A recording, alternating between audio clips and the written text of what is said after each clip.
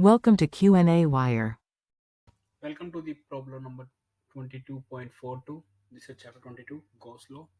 So in this question we are given that there is a spherical shape and this has conducting material. So this has charge Q and the radius is A.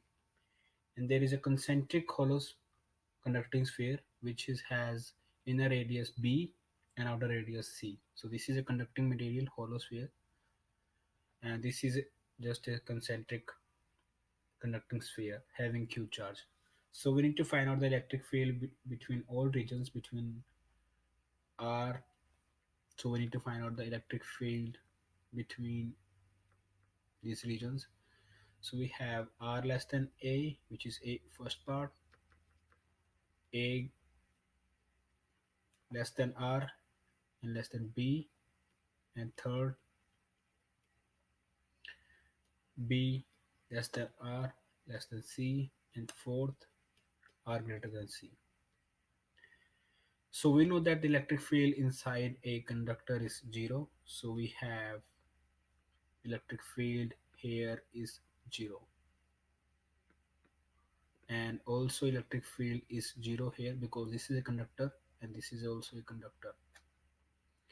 But looking at this one, so this one is Q charge, so definitely so minus Q charge will be induced on this surface and plus Q charge will be induced on this surface.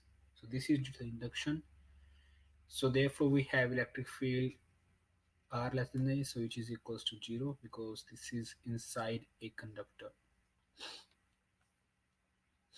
Now going to this part, so this is has Q charge, so we take some point here if you want to and draw a Gaussian surface if you want to.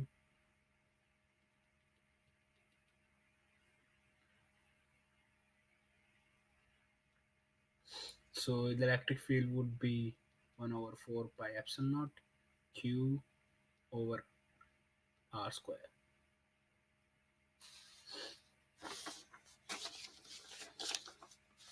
Now going to this part, so we are in this region between these two. So as I already mentioned, the electric field between a conductor in the conductor inside a conductor. So this is point inside a conductor. So electric field is again 0. Now we are outside the region of the C. So we are outside this region. So let's take some point, and this is now we have R.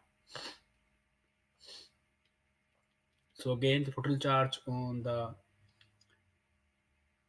total system of these two spheres is Q, and we have the same formula 1 by 4 pi epsilon naught Q over R square, where R is greater than C.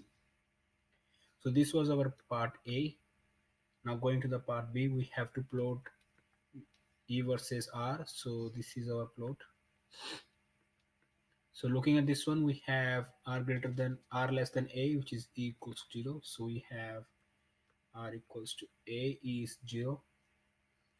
And then follow this expression, which is 1 over R squared. So this is we have here.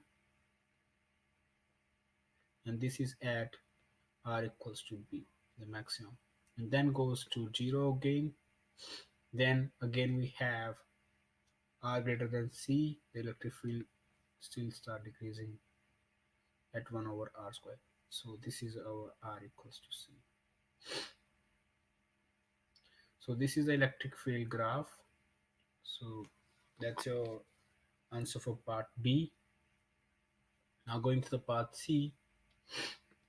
So we need to find out the charges on inner sphere and outer sphere. So as already mentioned, this is due to the induction, and you can also find using this one.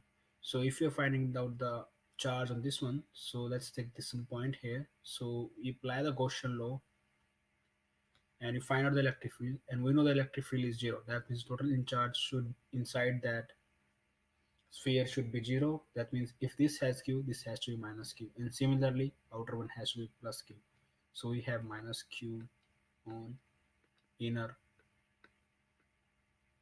radius surface.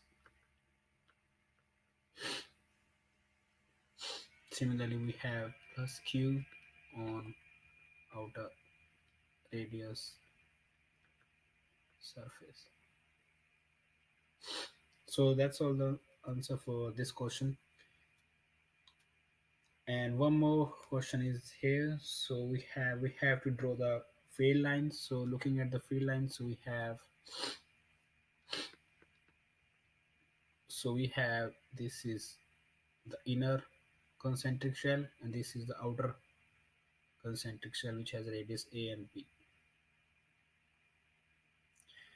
We know that there is no electric field inside that, and this is has plus q charge, this has minus q, and this has plus q. So therefore, if you want to draw the electric field lines, and inside that there is no electric field lines, so we have electric field lines going this way,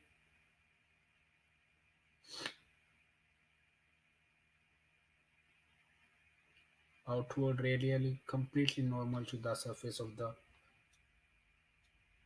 sphere, and there is no electric field, so we are again at this position. This is plus q charge, so definitely the electric field lines will be this way.